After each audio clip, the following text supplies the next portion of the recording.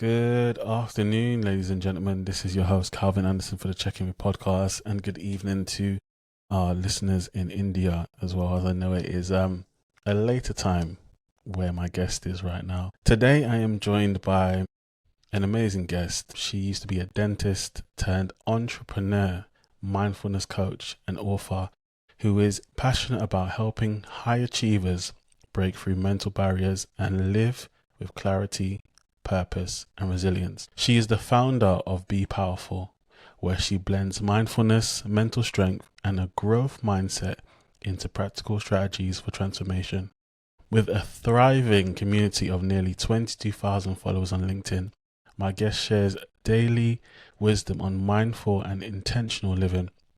She's the author of Calm in the Storm and her up-and-coming ebook, The Focus Formula, has launched April 10th, 2025, which is designed to help professionals sharpen their attention and master deep work in a world full of distractions. Through her newsletters, The Mindful Minute and Be Powerful, and collaborations with brands like Zinzino, she continues to champion personal growth and holistic well-being.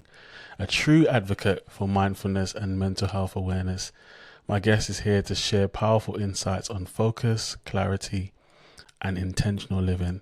Ladies and gentlemen, give a warm welcome to Dr. Sanghita Polley. Dr. Sanghita, how are you? I'm good. Thank you so much, Calvin, for that warm introduction. I'm truly honored to be here. It is an honor. I guess before I go into the first question, I've given a little background into you. Maybe tell us from yourself, like the reason why, you went from being a dentist to now being an entrepreneur. Like what was it that gave you that, okay, I want to switch my career, I want to go into this? Yeah. So, first of all, thank you so much for giving me this platform and warm introduction. I am so grateful to be joining you today. My work right now and passion really lie in the intersection of mental health, mindfulness, and modern living.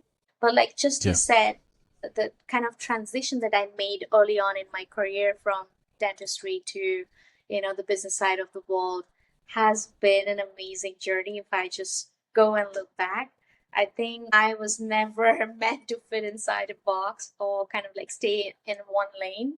I was more of designed to explore and just always listen to my heart, wherever it was leading me towards. And I'm glad it did to where I'm right now and being able to help and serve people in this platform is amazing.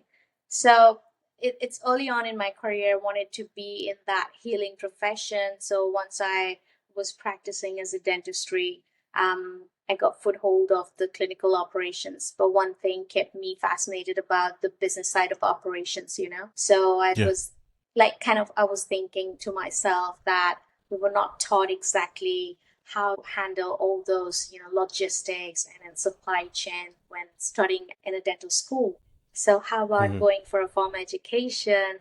And one thing led to the other. So I got an acceptance at Munich Business School, and that led me to fly to Germany. And a decade ago, almost, I landed up there.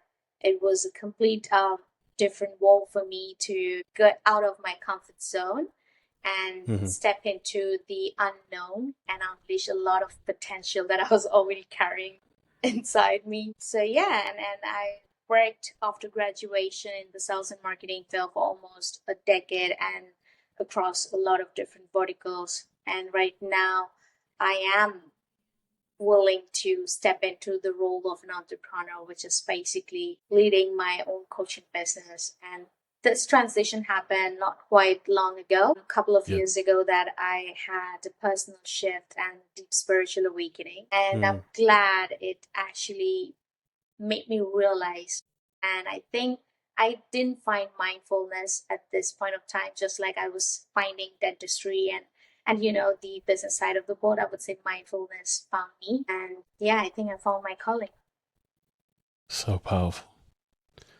So powerful. And it's amazing to hear just the journey and the transition that you made and the reason why.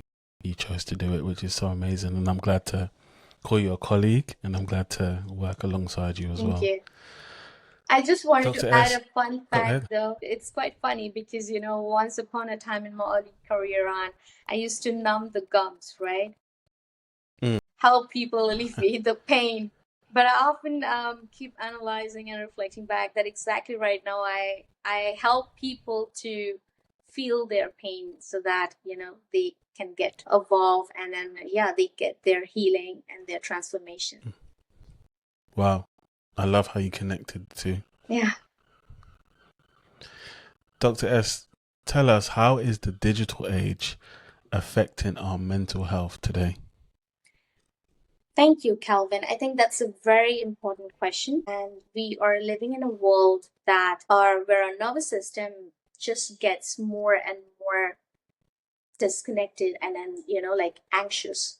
So we never get a chance to breathe. And I think the digital age has brought many gifts, for example, connection, information, Yeah. opportunity, but it has also wired our relationship with stillness. And I think with every notification, every scroll, every ping is just like a Mm. tiny tug on our mind. And Yeah. it kind of pulls away from the present moment, right? From the depth, from the peace that we want to be surrounded with.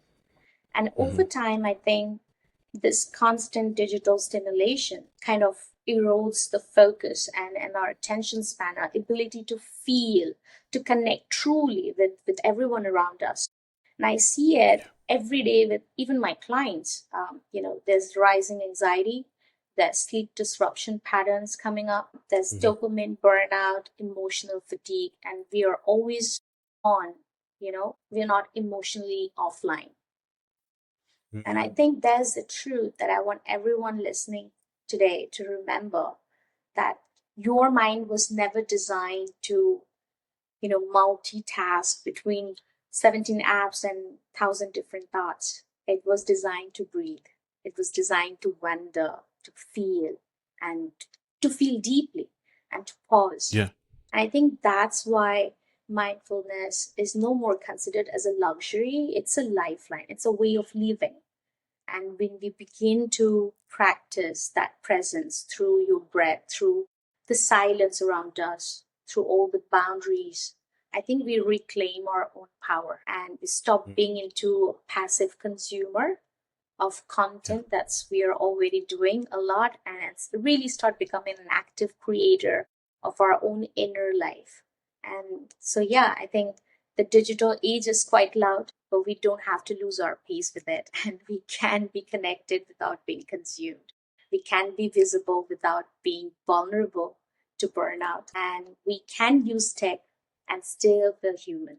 And that's why I called the mindful way of living forward is the way to go. Hmm.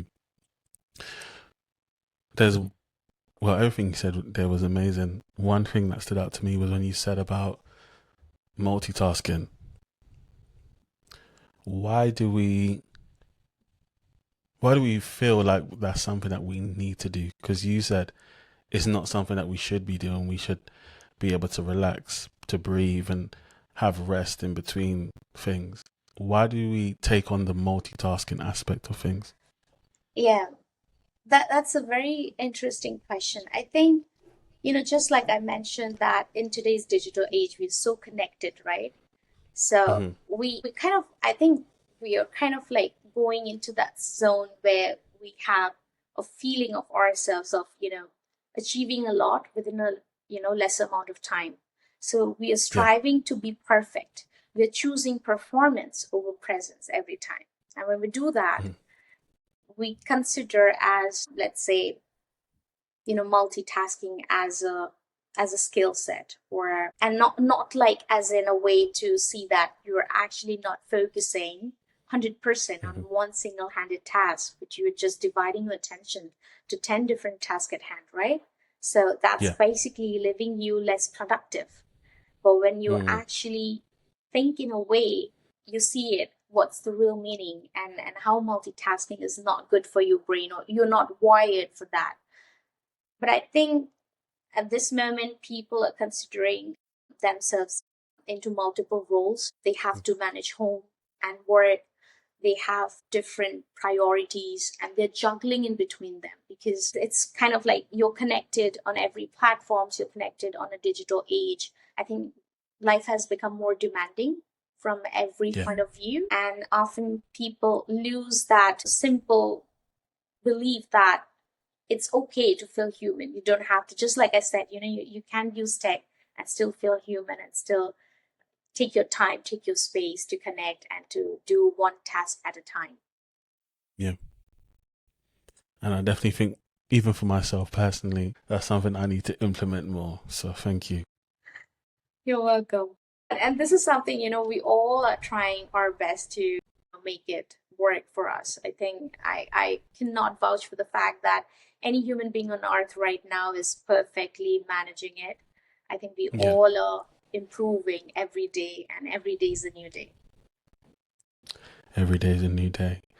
Even to take us further, Dr. S, is what do the stats say about the digital age and its impact on mental health? Like, what are the numbers saying currently?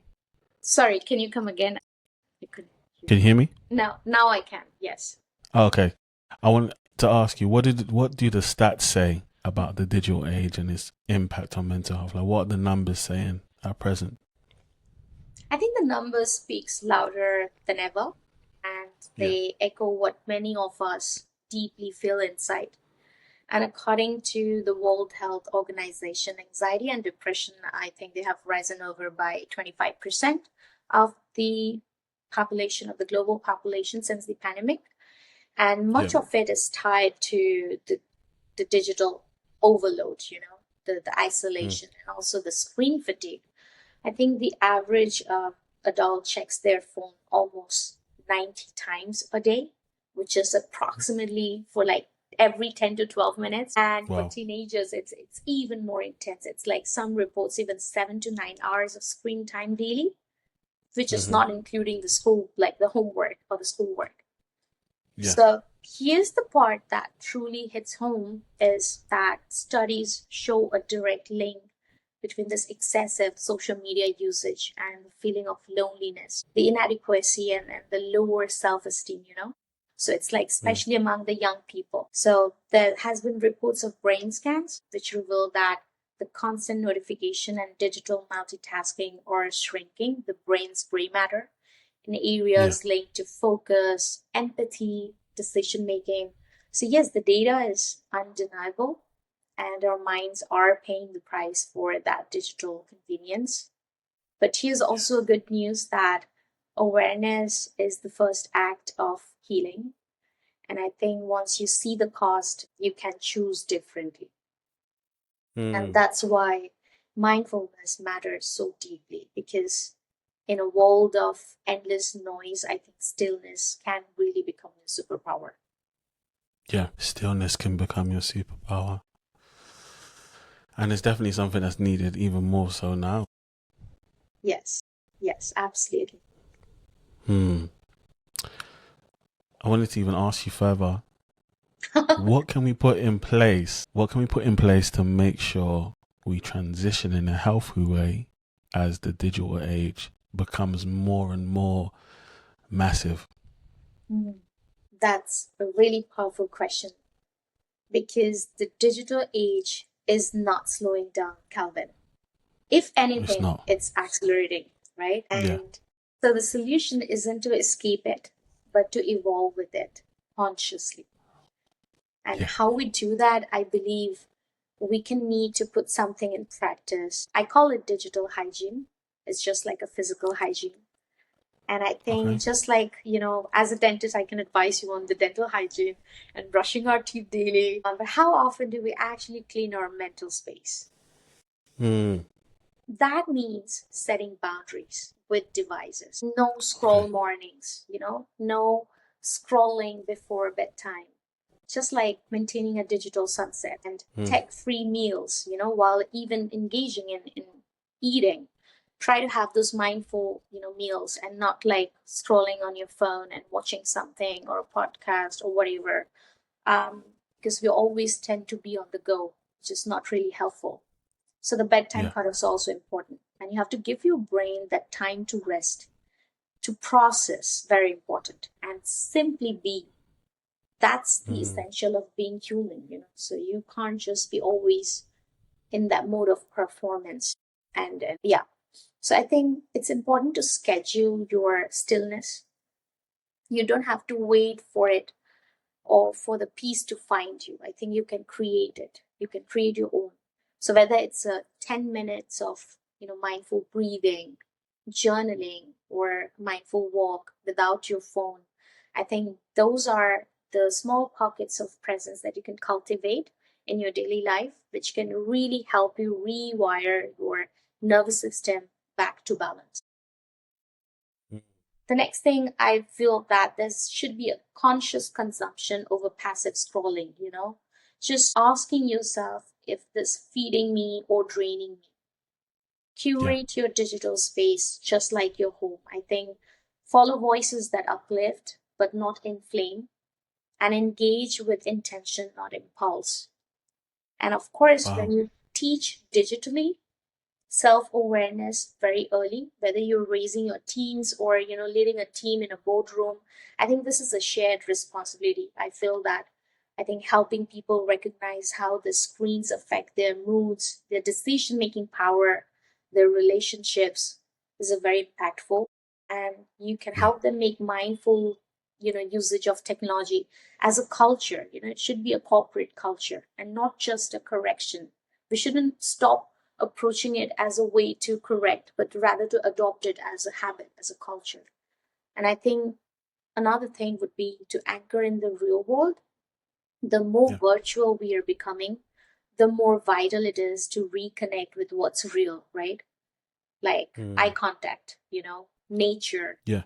conversations, deep, meaningful conversations that are not interrupted by any kind of notifications. So I think human connection is our lifeline and it's not luxury. And lastly, don't just manage time. I think manage energy. It's really important because protect the spaces where your mind can breathe and create and feel, because that's where exactly your truest power lies, not in your feet, but in your own presence. Mm.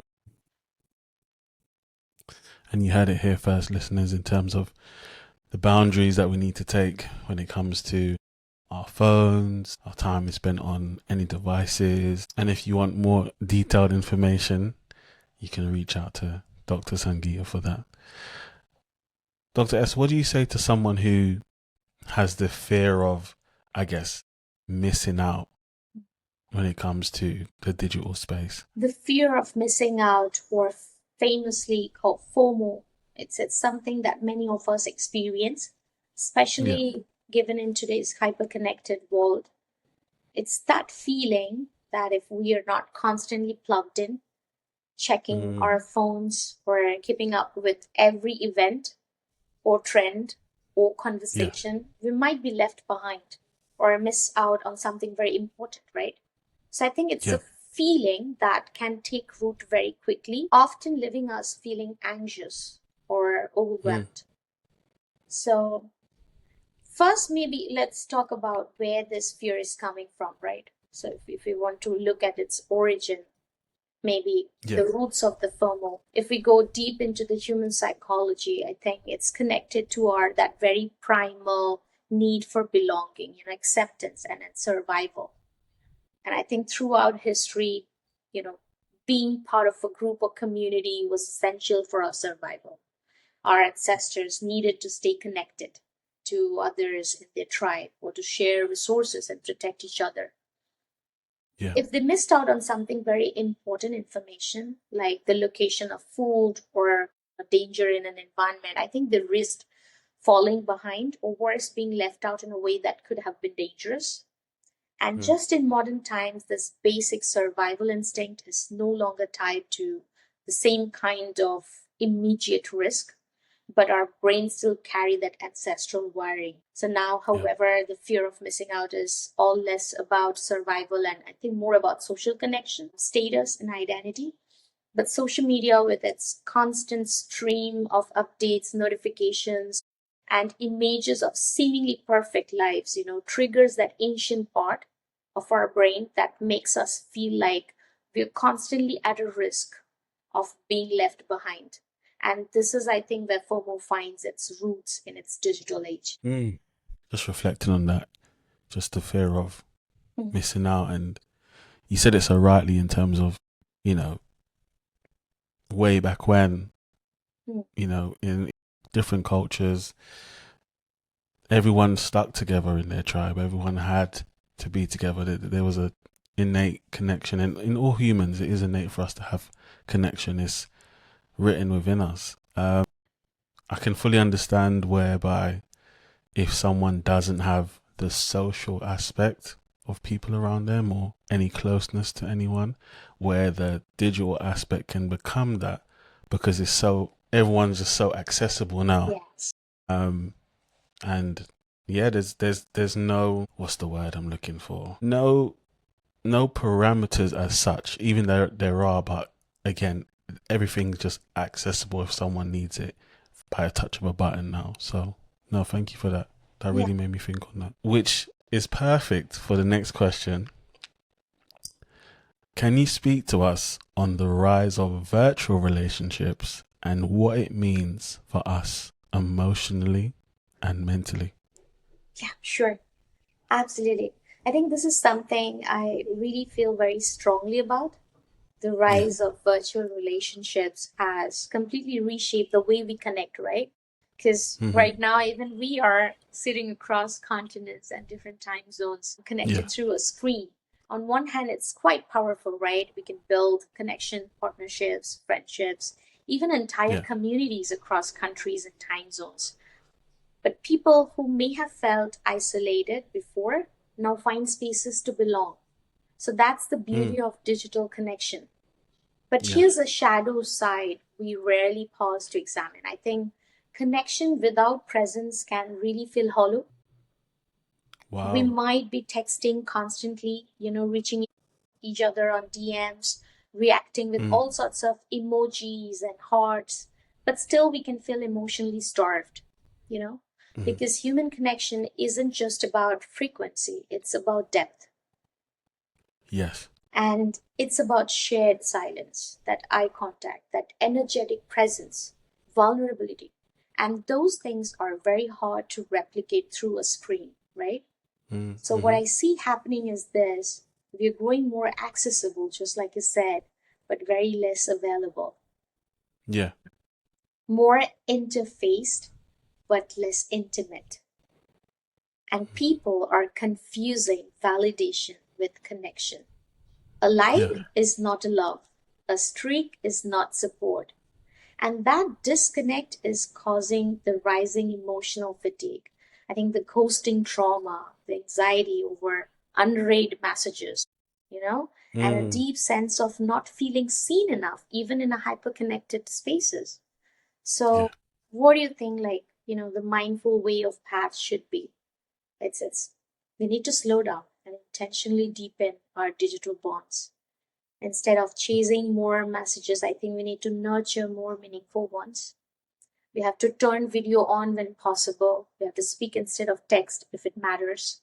We have to Yeah. check it's not just on updates, but on how the person is really feeling. And I Mm. think most importantly, it's just don't let the virtual relationships replace your real life connection. Let them Yeah. support it, extend it, but not substitute it. The body remembers touch, and the nervous system craves the face to face safety. I think no number Mm. of followers can actually replace the healing that comes from one person sitting beside you in silence and simply being there. So, yes, the rise of virtual relationships is real and it's here to Yeah. stay, but let's meet it with awareness, with emotional intelligence, and with presence. Because that's how we stay human, I guess, in a digital world. Mm. Because my next question was, why do you think there's been such a rise in virtual relationships lately? That's a great question. I think the answer again goes deeper than just technology. So I think Yeah. the digital world has made it easier than ever to meet Mm-hmm. people. There's apps, there's this global workspaces, there's DMs, They have removed all sorts of physical borders. We don't need visas anymore, right? So it's so Yeah. accessible. But the rise in the virtual relationship isn't just about access. I think it's about something that more emotional, a hunger for connection in an increasingly disconnected world. We are Yeah. living in a time where many people feel isolated, even when Hmm. surrounded by others. Urban living, there's busy schedules, there's post pandemic realities, emotional burnout. They have all made this real life connection harder for us. And I think Yeah. people crave depth more, but often don't have that time, space, or even energy to pursue it offline. So Hmm. that's again, the virtual relationships offer convenience out there. You can talk from Yeah. your bed, right? You can connect while multitasking. You can present your best self. You can edit your emotions and maintain a sense of control. And it feels safe, in a world full of emotional overstimulation, safety becomes really seductive. And there's Mm. also something else at play. Many people feel more seen online than they do in real life. So they find Wow. communities that share their passions or struggles and their stories, things they may not find in their immediate surroundings. And that validations and resonance can be deeply healing for them. But again, there's a paradox to it. We're building more connections, and yet many of them are still feeling alone. So, why, if you ask, then I would say that because virtual connection without emotional presence eventually leads to emotional fatigue. And Mm. it's easy to start a relationship online. What's hard is sustaining authenticity, vulnerability, and consistency without physical presence. So, yes, the rise is real, but we must ask ourselves, are we using the digital world to deepen connection or to Yeah. avoid the discomfort of being seen in real life? And as a mindfulness coach, I always invite people to check in that, Yeah. ask this: am I connecting from a place of intention or from a place of escape? So that's very important. When virtual relationships are rooted in awareness and emotional integrity, they can be really beautiful. But when they Yes. become, a replacement for that real world intimacy, I think they often leave us emptier than before. And mindfulness just gives us the enough clarity to know that difference. Powerful. Yeah. Yeah. There's so much to say, but I'll hold that for another discussion. Dr. S, can you explain the psychological impact of notifications on our mind? Absolutely. And I think this is one of the most overlooked questions.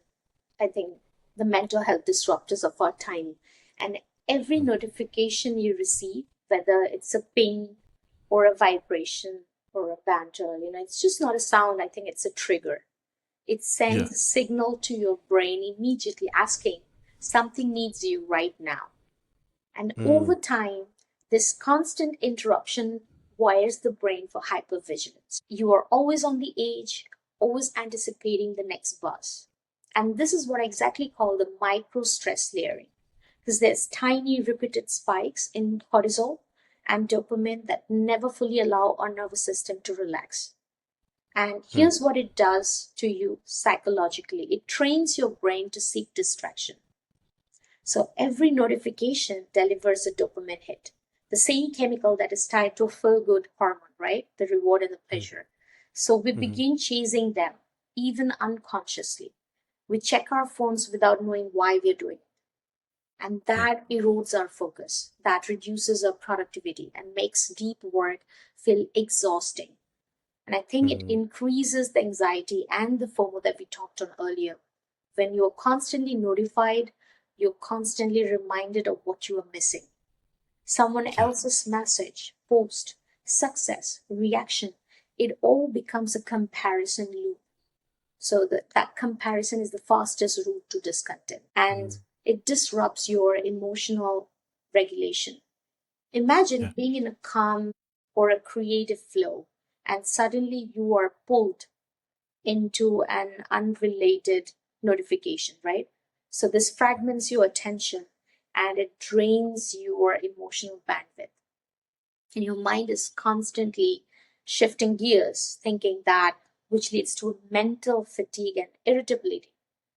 And it deeply hijacks your sense of control. So when your day is run by alerts and your mind becomes reactive to it, not intentional, you are basically responding to all external cues all day instead of turning yourself into that calm rhythm that you have within you. And that over time leaves people feeling disempowered, scattered, all over the place and disconnected from themselves. So if you ask me, Calvin, what we can do, I think we need to reclaim our attention as a sacred space.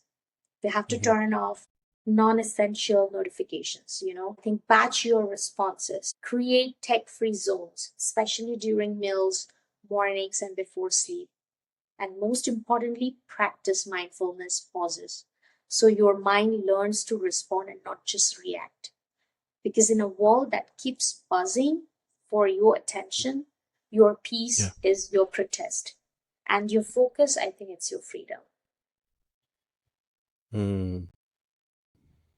Your focus is your freedom. No, thank you for that. That's so powerful, and it just gives you an insight into how much time we spend on our devices. And I can remember a time where we wasn't on our phones for long periods of time because there wasn't so much access to different things. Like you had to sit and wait for the internet to dial up in order for you to use it. So yeah, it's how times have changed dramatically, and like you said, it's here to stay. So we have to obviously change with it, but have our boundaries in place to make sure we're not overexerting ourselves. My last question for you, Dr. S, is, and you can unpack this as fully as you want. Why do people today find their self-worth in social media? Yes, that the question of self-worth in social media, I think this is a deeply relevant topic nowadays in Yeah. today's digital age, more so than ever. For many, social media has become a primary source of validation, that can create Mm-hmm. both positive and negative impacts on your self esteem and well being. And Yeah. the reason people find self worth in social media is tied to several psychological factors. One of the main reasons is our innate need for validation. As human beings, we have an emotional need to feel seen, heard, and acknowledged by others. And it's a Yeah. part of our evolutionary wiring. In the past, this validation came from our communities, our families, and our Yeah. peers. And today, social media is amplifying it, this need by providing instant access to feedback in form of likes, comments, and shares. And when we post something and receive this positive feedback, I think our brain releases dopamine, the feel good chemical. Then that creates a sense of pleasure and it reinforces the behavior, making us want to post more, right? So, in Mm-hmm. many ways, social media becomes like a digital mirror. It's reflecting back to us how others perceives us. But here's a catch, the reflection is often curated and distorted. We have all heard the term social comparison, and it's something we all engage in, whether Yeah. consciously or unconsciously. And when we scroll through social media, we see the polished versions of other people's life, vacations, achievements, Mm-hmm. appearances, perfect family moments, And Yeah. this curated content can lead to comparisons that leave us feeling inadequate or even Mm. insecure. So we might start to believe that our worth is tied to how we appear online, how many followers we have, how many likes we get, or how perfectly our life aligns with that filtered versions we see. And Yeah. this caters, creates a sense of external self worth, right? Our value where it's contingent on how others perceive us. And here's the danger, I think, Calvin, when our self worth is tied to external validation, we're constantly looking outside ourselves for affirmation. And this can make us feel like we're on an emotional roller coaster. So one moment a post might get a lot of likes, right? And we feel on top of the world. And the next moment, if it's not functioning well, it didn't perform well, didn't get much attention, we just feel unnoticed or maybe unworthy. And this Yeah. constant cycle of seeking approval and comparison can lead to feelings of anxiety, stress, and even depression. So, a study by American Psychological Association found that people who spent more time on social media and reported higher levels of anxiety and lower levels of life satisfaction. And this is exactly because social media, while designed to connect us, can also create those feelings of distortion, those isolation. And it makes us feel as though we have to live up to a certain standard, or an ideal that isn't truly reflective of who we are. And I think the next question that I have is, why do we continue still, to seek Yeah. all this self worth through social media when we understand this? And my answer would be it's simple. It's a learned behavior. I think social media has become deeply ingrained in our culture. We are now just getting conditioned to seek validation from it. So the more likes, the comments, the followers we get, the more we feel valued. But it creates a false sense of self worth because it's based on something fleeting and external. So, if you ask me how can we break this cycle, well, the key will be to shift our focus from that external validation to internal validation, a practice where I deeply advocated mindfulness. That true self worth comes from within, not from how many people double tap on our photos, right? And it Yeah. becomes, it comes from the recognizing our true inherent value beyond those likes and comments. I think, Calvin, I love that powerful quote by Maya Angelou that just comes to my mind, that you Yes. alone are enough and you have nothing to prove to anybody. And I think when we start to internalize this message, we realize that our worth is not determined by social media metrics. Our worth is deeply rooted in who we are as individuals, our Yes. intentions, values, and how we show up in the world. I think mindfulness can help you to rediscover your self worth independent of social media. And through practicing it, you can become more aware of how you were feeling when you were trying to seek those external validation. So then you can choose to ask yourself, am I posting this because of, genuinely I want to share something with the world? Or am I doing it because I'm looking for those external affirmation?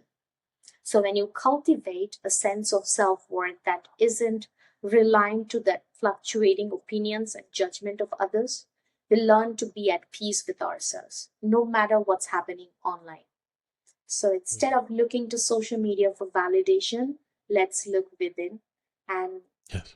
as I think one of the famous psychologists, Carl Rogers, said that, there's the curious paradox is that when I accept myself just as I am, and then I can change, right? So this is the essence of that true self-worth. I think accepting ourselves as we are and not needing that approval of others to feel complete. I think in this journey of self-empowerment and mindfulness, it's very important to remind ourselves that we are already enough with or without the likes and the comments and the shares. So the true self-worth is in knowing that who we are at the core and not in how the world perceives us. Wow. Could you give us, I know there's probably more, but what 5 practical tips could you give us to, like you said, having that internal validation rather than external? What 5 practical tips can we do to shift the focus from the social media, how I'm viewed on there, to rather how we see and feel about ourselves? Sure, I can add definitely five, but I already try my best to incorporate three of them in my life as much as possible. I begin with that. Yeah. I think, time zones, they blur the boundaries, right? Hmm. So, when we are in social media, sometimes, it's my morning and sometimes it's evening for the other person. And the work is always non-stop. So you also have to cultivate sacred boundaries, I call them. So don't try to balance everything perfectly. Stop being perfect and start accepting that, you can create some clear lines where your work ends and where your being should begin, right? I think that's very important. Even if just one uninterrupted hour for yourself, if you can sort out from your daily busy life, I think that's a true non-negotiable. And that's how I protect my peace from social media. It's very important. Because sometimes we Yeah. get on that habit of, that passive scrolling, and it's so addictive. It has that dopamine thing which just draws you in, and you forget that, oh, just 2 hours went by, or you reached your station, but you were in that train and you're constantly scrolling and you're consuming something which is not even required. So I think you have to have those sacred boundaries, right? You have to start cultivating as small atomic habits, and then you have to make it as a culture, as a part of your routine. It's easier said than done, but I guess, one step at a time will help. And the next thing I would say that choose energy, over time. And it's very important to ask yourself when you in that situation, juggling between social media and yourself, or that what restores you and what drains you. If you choose to spend, your time asking about sharing your energy, then you are automatically in control of taking out of those peak hours when you have the more energetic drives, and you choose to put it into something productive and not on something, on social media, on some passive scrolling, and yeah, where you just feel less scattered and try to have your more centeredness around it. And I think the third thing, which is also one of my favorite, is that I see a lot of achievements and perfect moments on Instagram, on social media. And we often tend to again fall in that comparison loop, like not in a formal sense, but in a sense like, we try to feel ourselves sometimes unworthy, or like maybe we're not doing enough, right? And that's absolutely normal. I always tell myself and I remind them daily that I'm human. And there will be some days when I will not do my meditation, when I will miss, my morning routines, or maybe someday I'll feel simply tired after back to back calls, right? So it's completely okay. And you have to show yourself those kindness. So you can step away, you can take a day to rest. And sometimes you just have to simply forgive yourself for not trying to do it all, just to be in that constant comparison loop in your head, just to, match that false created image. I think it's very important to be kind to yourself and true to yourself. And that gentle kindness, if you show by being authentic and honest to yourself, that can help you keep your balance way better than doing something which is just fleeting. So yeah, I think, and just two more to add, I think maybe when you are excessively scrolling and you just got reminded of something very urgent or very important that you have to do and take care of, it's very before just switching those two spaces. In one space you were in that passive scrolling, you were kind of like in that zone where your brain was not thinking much, and then suddenly you have to put your focus and attention span into some work. So it's very important to do some small breathing, like count in your mind 1 to 4 and do it in a set of two, and then jump to the set of work that you plan to do, right? So it's very important to collect yourself and center your thoughts, center yourself before jumping onto something else and something productive. Because that small reset often helps you, because you're just allowing your human body to come and collect itself at certain point before trying to perform in another direction. So it's very important to do those small breathing in between when you're trying to switch between social media and your focused life. And I think the last would be always count your blessings and be grateful. how do I connect this with that is, and no matter what you see on that screen, it shouldn't affect you, because you should not forget the small things that you have in your life already and the power of it. Yeah. So when something is trying to bring you down by making you feel small, you go higher and try to see some of the bigger things that you already have in your life and flip that thought process, switch it. I think it's a great way of connecting with your groundedness and stay very rooted. And that really helps you to be in that present moment and connect yourself with that blessings around you. And yeah, and it simply helps you to see who you are, what you have, and from there on what you can build on, and not something to, just doing something passive or something depending on something which is not really meaningful in the long run. Dr. Sangeeta, thank you so much for your time today. It has been such an honor and so valuable, just everything that you've mentioned. Someone's heard you today. What's the best way for someone to reach out and contact you and have a conversation? Sure. I think I'm just going to drop everything on the description to Kelvin on this podcast. Okay. And yeah, people can just simply search my name. I'm on Instagram, I'm on LinkedIn, and also on Twitter and YouTube. So feel free to reach out. Perfect. Ladies and gentlemen, I have been your host, Calvin Anderson, for the Check In With podcast. We have had the incredible Dr. Sanghita Polley with us today. Yeah, please listen to this episode. Please go and check out her YouTube. This will not be the last time we have her on the podcast, so I expect to see her again soon. But we thank you for listening. To my listeners in India as well, thank you so much. Take care. Speak soon. God bless. Thank you so much, Calvin. Thank you. Is it stop?